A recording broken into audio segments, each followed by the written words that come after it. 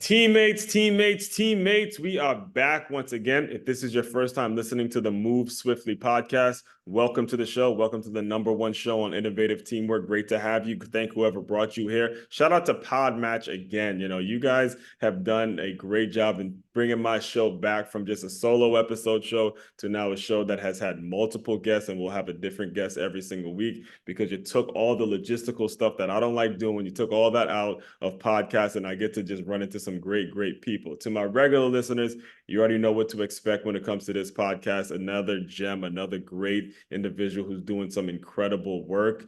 Look, Danny, I was listening to you while I'm here at school because we're in the summer, we're a year-round school, and there's so many things that we as a staff need to do to improve our education system. And I was actually just talking to a colleague because we were listening to you, like, man, he is hitting on all cylinders. Started out, teaching in the inner city in Los Angeles, correct? And you developed a love for just education and fixing issues and so many things. So before I make the intro too long, can you just kind of introduce yourself, and then we'll kind of just get into your story and how we can work together, how I can support the things you're doing. So the floor is yours, man. I'm actually much more interested in you, Aswand. Man, you've done like 750 of these. It's unbelievable. You're having guests now, and I'm like, why is he having guests? I actually just love listening to you. So my name is Danny Brassell. My last name's really easy to remember how to spell. It's spelled like Brassell. No, I never took any grief over that as a child. And I'm on a mission to bring joy back into education and the workplace. And like you said, I've spent the last 30 years in education, mostly in the Compton and Watts area of South Central Los Angeles. And I just love I totally love working with educators like you that are dedicated to improving our education system. I mean, I'm going to be on my soapbox until I see every kid has a fair opportunity. And going around this country, I can tell you it's just not happening yet. Yeah, so let's get right into one of the main things that you offer, because the school that I'm at, it's called the Center for Creative Education. And what we do is we use arts to integrate the kids to make it so they actually enjoy the learning activities. And we monitor these literacy rates really carefully, to the point where we've actually held back second graders to make sure they're on reading level before we let them move up a grade. And you have a system in place that makes it so the kids actually enjoy reading. So when I heard that, I thought of myself, because my father did everything, and I was a former football player. Again, I know you're a avid sports fan as well. He did everything in his power to make me like reading, and I hated it. So by the time I graduated college, I actually read my first book. It was Lou Holt's Winning Every Day, and I have not been able to stop reading ever since. I wrote 5 books. I mean, to the point where I've become an avid reader, because I'm like, here's this old white guy that I'm thinking just like. You know what I'm saying? Like, I'm a black guy, and there's an old white guy, and we love the game of football the same way. And I realized, like, this was 22 when I graduated from college. I'm like, man, how many times have I been missing out on things by not picking up a book and not reading? So, like, when it comes to your system, I'm going to get to a question, so I'll get on my tangent. When it comes to your system, when it comes to how you develop your system and make it so kids enjoy reading, just kind of go in on that a little bit, and talk to people.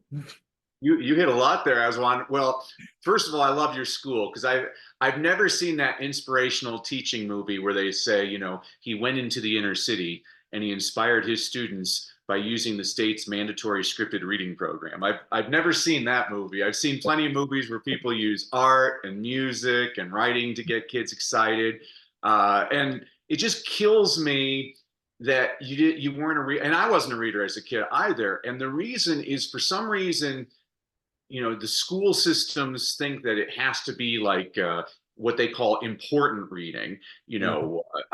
I find American schools do an adequate job of teaching kids how to read. But the question I always ask people is, what good is it teaching a kid how to read if they never want to read? I teach kids why to read, because I've never had to tell a kid, go watch TV. I've never had to tell a kid, go play a video game. And I never want to have to tell a kid, go read. I want them to choose to do it because they love it. And I love that book by Lou Holtz too. I mean, I'll read any kind of football book, but Winning Every Day it's hilarious. He's a fantastic speaker, and you see it in his writing. But wouldn't it have been great if some teacher in high school, instead of assigning a separate piece by John Knowles, said, hey, what do you want to read as well? Oh, you want to read some football books? Well, here's a book on Lamar Jackson. Here's a book on Tom Brady. That's what it.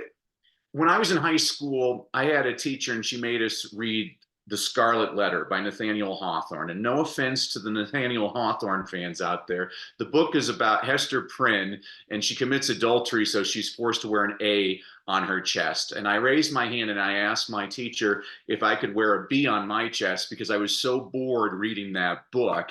And Yeah.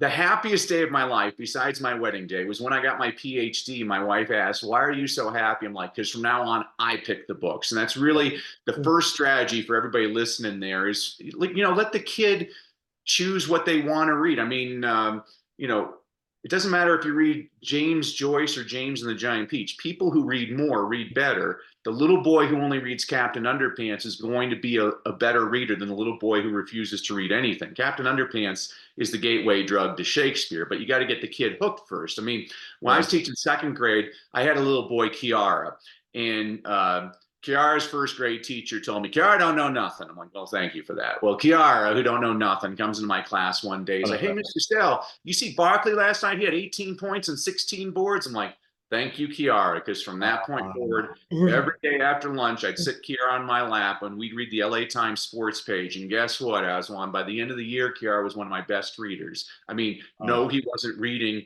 like this highbrow literature, but he had gotten interested in reading through sports. And I know that's going to transfer into the reading he's forced to do the rest of his life. So that's a very long answer to a short question. Well, it's very important that you said that, because one of the things I actually do talk about in my latest book, Transferring D1, is the source in which the material is coming from. So my senior year, we hired a brand new basketball coach. His name was Mike Hibbs.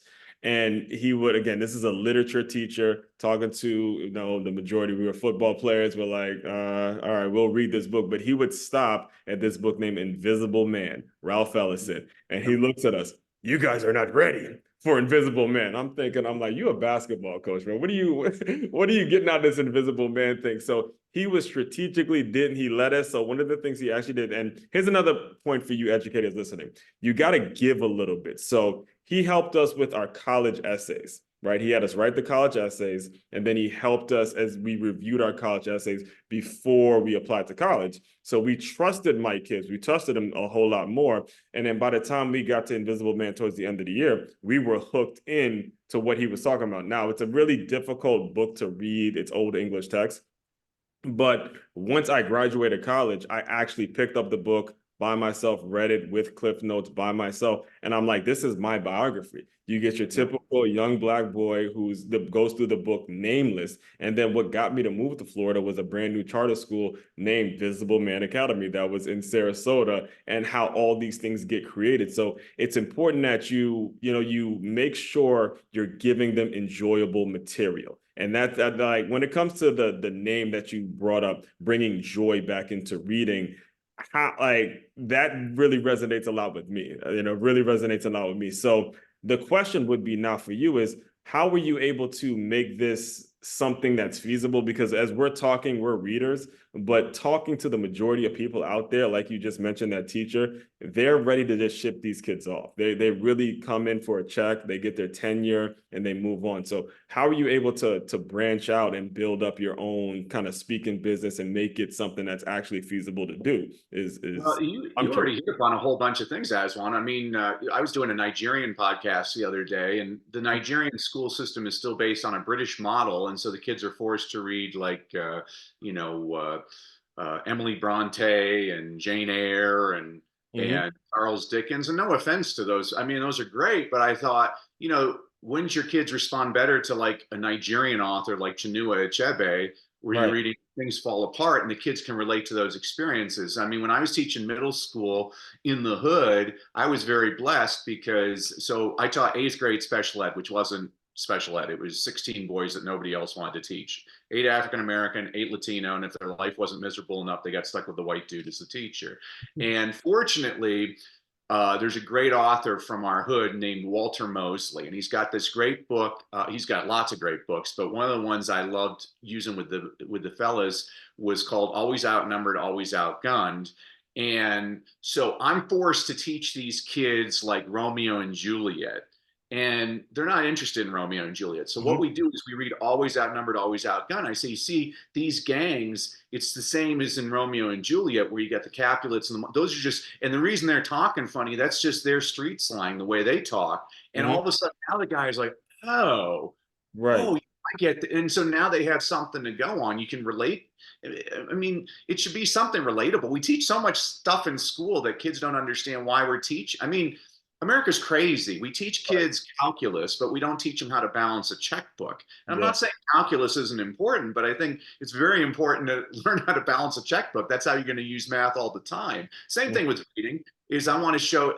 I was speaking at an event, and the speaker before me was Tony Dungy, Super Bowl winning coach. He's a fantastic speaker. I love Tony. And I could have kissed him because we were speaking to 1,000 of the best high school football players in America. And he said, you know, how do you make the NFL? You got Mhm. to go to college. How do you make college? You got to graduate high school. How do you graduate high school? You got to learn how to read. He's like, uh, he's like, when I was coaching the Colts and the Buccaneers, all the guys that I came across, they all pretty much were gifted athletically, but the Mhm. guys that made the team, they didn't realize that we have to study film and read all kinds of things all the time. So they were like, it was the mental edge was what I was looking for. I think it was Jimmy Johnson was the same thing. He told Bill Belichick, the coach of the Patriots, Jimmy Johnson, he's like, hey, don't draft stupid players because you can't coach stupid. You got Mhm. to, and that's the thing. I'm always telling, I, most of my guys, they didn't want to play football. They want to play basketball. And I always just totally said, that's great. You should go for that. And Right. there's exactly 150 job openings every single year. Did you Exactly. know that there are over 25,000 job openings every single year for medical doctors? And Mhm. over the course of their lives, medical doctors earn more than NBA players. And I Right. always tell the guys, I'm like, hey, I'm not discouraging you from basketball. I want you to go for that. That's wonderful. But I Right. also want you to have a backup plan. And that's why your education is so important. Even if you make the NBA, you're only going to play about 10 seasons. What are you going to do after that? You need to know what I mean, you look at, so I'm a Lakers fan. So I'm like, hey, Kobe, Right. Kobe, yeah, he had this great NBA career, but unfortunately he was taken from us too soon. But right after his NBA career, he had all kinds of things set up. I mean, he won an Academy Award for a film. He had all kinds of different business ventures that he was pursuing. And so I think that's really important to show kids how am I going to use this? And that's the thing with reading.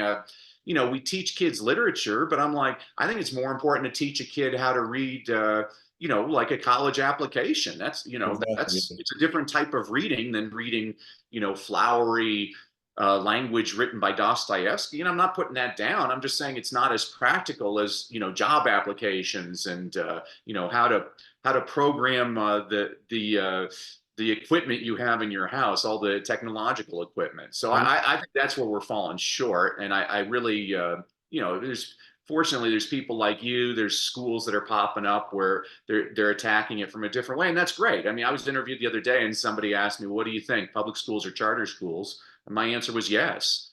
And she said, well, what do you mean? I'm like, well, some kids, public schools for them, some kids it's charter school, some kids it's a vocational school, some kids it's homeschool. I used to have 33 students on average in my classroom. And I can tell you this, Aswan, all 33 of them had different types of motivation. And I'm always trying to figure out what's the fuel for each student. That's what I loved about teaching. It's the challenge and the opportunity every day. What sort of pushback did you receive from superiors, though? Because one of the things that actually does really bother me, especially because especially since we're talking basketball, LeBron James opened up a school, right? He opened up a school. You can't name one other athlete that has opened up a school and has doing the community work that he's doing. Yet the conversation, the national media is pushing, is he the GOAT? And then what they're pushing is, oh, well, the school's failing in reading scores. They're pushing all sorts of things that make it look like the school is, as opposed to just saying, hey, look at what he's doing for the community and figuring out how we can help. So as I'm listening to you, I'm picturing that person who is that kind of that superintendent who is there for their check. They see what you're doing. They're like, hey, Danny, come on. You're making us, you're making us look, you're making me feel a little threatened. So how do you deal with the folks like that are looking at you like, look, all right, that's you, and we're just gonna leave it alone? Yeah, I mean, haters are gonna hate. I mean, I have a file. I was fired 28 times. I'm serious, 28 times. I have a You mouth. serious? And when a person is telling me something, I'd go to superintendent meetings and everything, and I'd always say, if the answer to my question is not because that's what's best for this kid, Hmm. why are we doing it? It's a very intimidating question to most people. I teach all my students to ask the Wow. question, why? Why? Huh. Most people can't answer that question. They're Right. stuck in a bureaucracy, and there's always pushback. And I've seen it with you look at it like a great educator like Ron Clark, the Ron Clark story. Yeah. He has his own academy. The reason he has his own academy is because all the teachers around him hated his guts because he was producing results. Right. It's the truth. That's always the way it happens. I mean, you know this. I mean, Yeah. I'm sure there was other guys at Stony Brook that were jealous that you made it in football. I mean, there's always going to be people that are jealous. I mean, I don't have time for that. I'm focused, focus on one thing. I focus on one thing. It's my students. Hmm. I look at each of them, and each of them are very different. Um, I, I work particularly well with, I mean, girls are great. I mean, I don't know why Hmm. boys even exist. Girls are brilliant. It was always the boys that were always the problems, but I always loved Right. the challenge with the boys. I mean, this is one of the things I tell people: 4 out of 5 of your struggling reluctant readers are going to be boys. Boys and girls are very different. Little girls will read books about little boys. Little boys don't like reading books about little girls. I mean, I was working with a teacher, third grade teacher, and she's like, Mario won't read anything. I'm like, oh, I'll get Mario reading within an hour. I was Mhm. wrong. It actually only took me 20 minutes. And the book I handed Mario, he liked it so much, he had memorized the first chapter by the next week. The book I handed Mario was called Just Disgusting by Andy Griffiths, not the Sheriff of Mayberry. This is an Australian author. He wrote The Day My Butt Went Psycho. And the first chapter in Just Disgusting is the 101 most disgusting things. I can't remember all of them. Mario could, but I can remember some of them. So it's like number 12, dog poop. Number 13, stepping in dog poop. Number 14, All trying right. to wipe the dog poop off your shoe and getting it on your fingers. Number 15, eating a hot dog that tastes like dog poop. Number 16, realizing that hot dog tastes like dog poop because you forgot to wash your hands. I mean, that's how you get a boy interested in reading. I mean, no offense. I think Little Women's a wonderful book, but if you want a boy to read that book, you better put diarrhea in the title. Yeah. So it's just a very different approach. Yeah. So the long answer to your short question is, yeah, of course you're going to have pushback. People don't like people that make them look bad. But I wasn't trying to make anybody look bad. All I wanted was my students, when I taught first grade, they gave me all non-English speaking first graders. And I told them in Spanish, I'm like, hey, the state of California expects me to get you ready for second grade over the next 9 months. And Hmm. I'm here to tell you that ain't going to happen. I'm going to get you ready for third grade. We're going to skip second. Who's with me? The kids are confused. I'm like, who's with me? We're going to skip second grade. And the kids are like, yeah, yeah. Get those kids. This. It's the same thing in sports psychology. The reason winning teams always win the close games Hmm. is because they think they're supposed to. Get your kids thinking they're supposed to succeed, and they will succeed.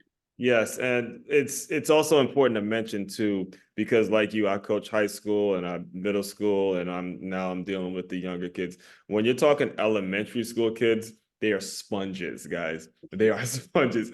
Like when they catch on something and they learn something and they love it, you will get them on the right track. But by the time they get to high school, if they've been so used to doing things the wrong way, but you get them at this age, they will be sponges, and you have an unbelievable opportunity to change the trajectory of their lives if you give them this small bit of information. And it's not a lot of things. It's not a lot of work. And this is what I try to tell people.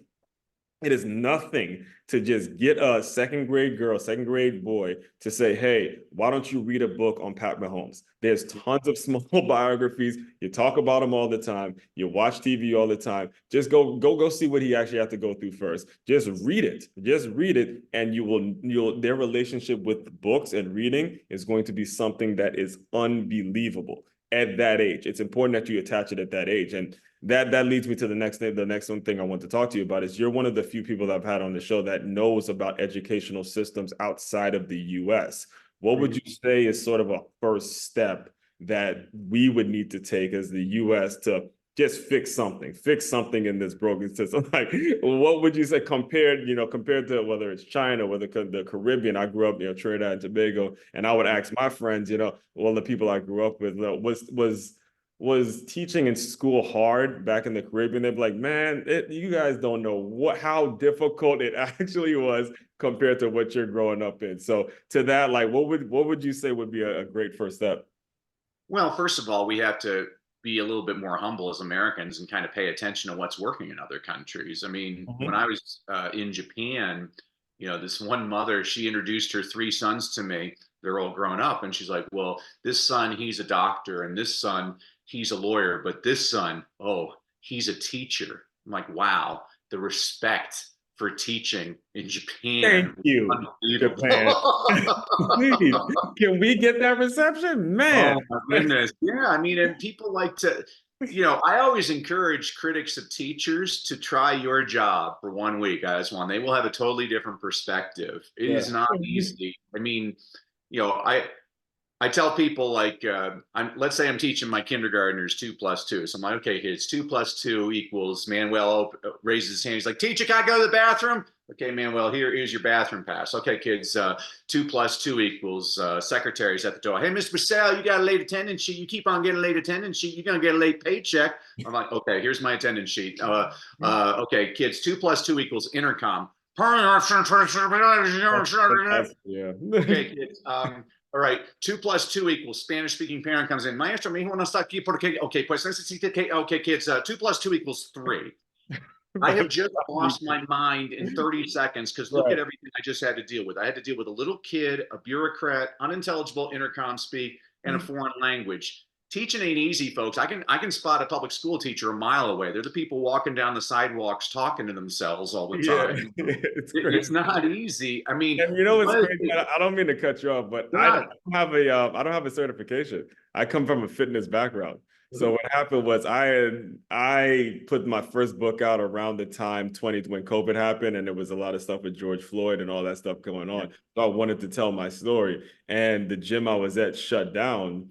Well, it didn't shut down while I was there, but it shut down after I realized we weren't getting the traffic we were getting. And luckily, the school that I was at initially didn't require teacher certification. And because this school is brand new, they didn't require teacher certification. So it's all out of just, they ask me all the time, how do you come up with all these creative ideas? I'm like, it is not Aswand. It is me actually coming from a fitness sports background and just wanting to do better by these kids. So I didn't mean to cut you off, but go ahead. That story made me think of that.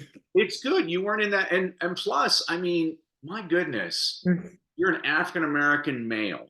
We need more African-American. I mean, I've been recruiting at the HBCUs like crazy. We need more African-American male teachers because that is more reflective of the student bodies. I mean, and don't get me wrong, race isn't everything, but it is something.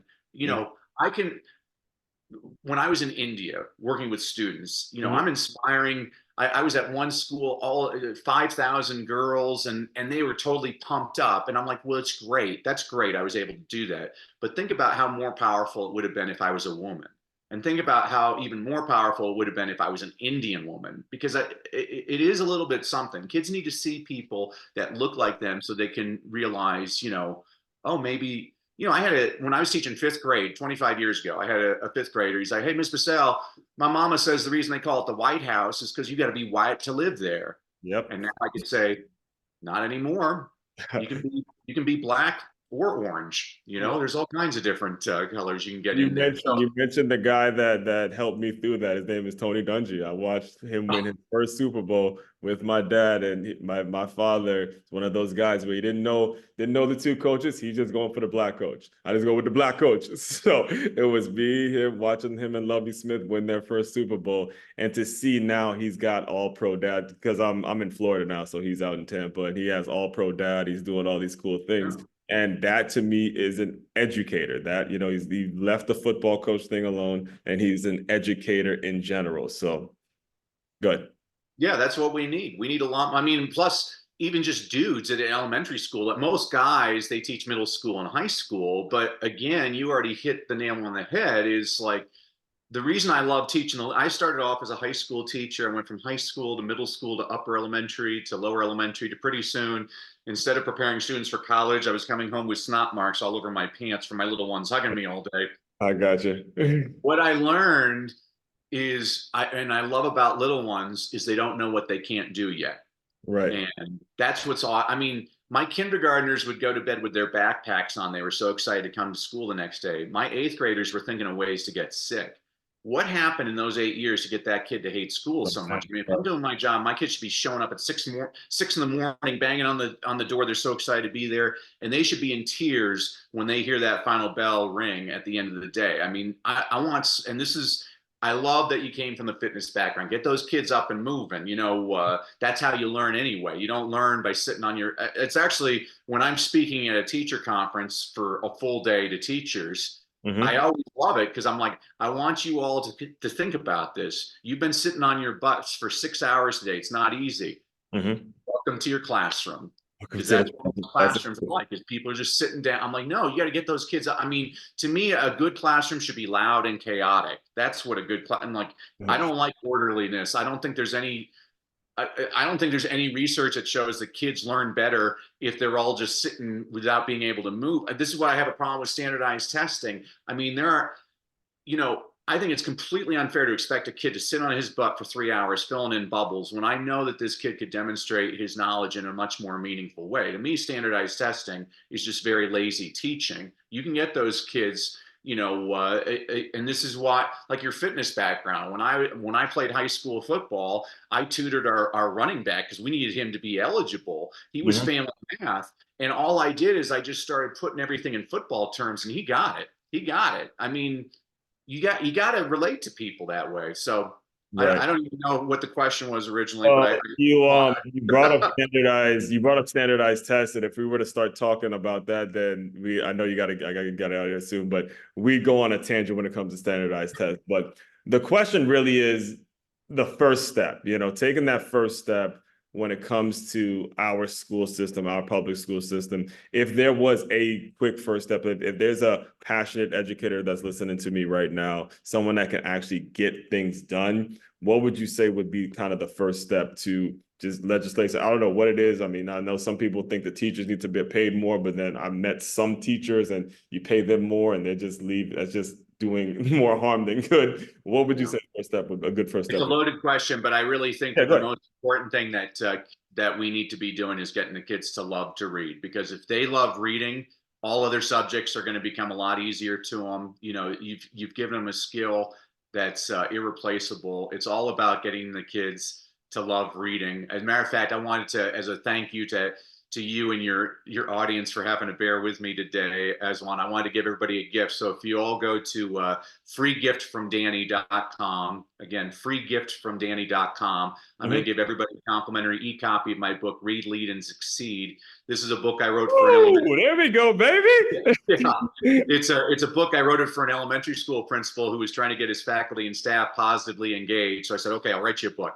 So every week I give you a concept, an inspirational quote, an inspirational story, a book recommendation on a book you should read, but you're probably too lazy because you're an adult. So I also give you a children's picture book recommendation, demonstrates the same concept. You can read that in 5 minutes. And I'm also going to give everybody access to a 5-day reading training I did last summer for about 700 parents worldwide, where every day for an hour, I give you all kinds of ideas on how to get kids to read more, read better, and most importantly, to love reading. Because the more excited we get kids to read, the more likely they are to read, and the more they read, the better they get. So again, the answer to your question, Aswand, is if we really want to fix things, we got to get kids to love school. The way you get kids to love school is you follow each of their individual passions. I mean, you know this in teaching. You have a background in fitness, and so I know that you're incorporating fitness into everything that you're teaching. I mean, if all you love is Stony Brook football, I guarantee you can teach history, you can teach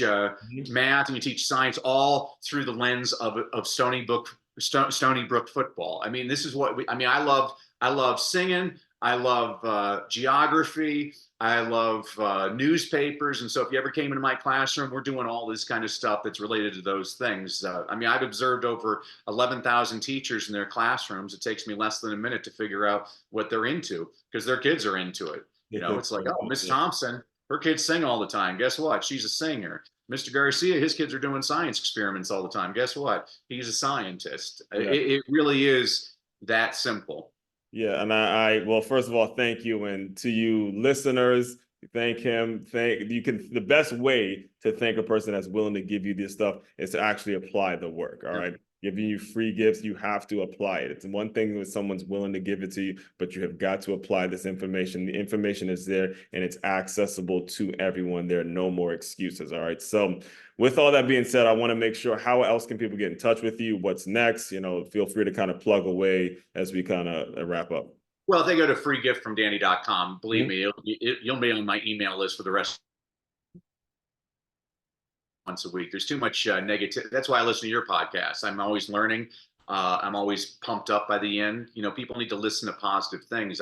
They say garbage in, garbage out. A great friend of mine who passed away is great speaker 𝐇𝐎𝐿. He said, no, garbage in, garbage stays. You know, but it also works the other way. You pump up. You tell a kid enough times that they're going to succeed. They start actually believing you.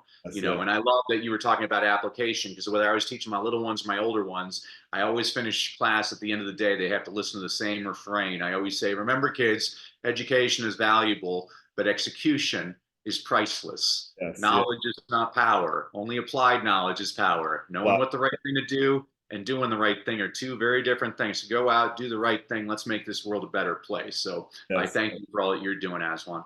Likewise, man, and we'll definitely stay in touch. You Absolutely found a loyal follower in me, man. You're unbelievable, unbelievable. And so the way, Danny, the way I close out all my shows is I want you to use your imagination. You're that guy. I think you just left. Was it a corporate job or like was it political before you started teaching or something like that? You just left that position and you get your first day in Watts, South Central LA public school. You get a bunch of little black guys. Like, who's this white dude? You know, I want you to pretend that young teacher just clicked into the Zoom room, give him some words of encouragement, and we'll officially close.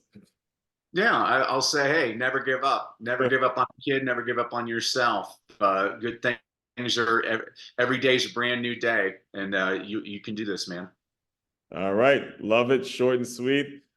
Fellow teammates, continue to move swiftly. We will talk more soon.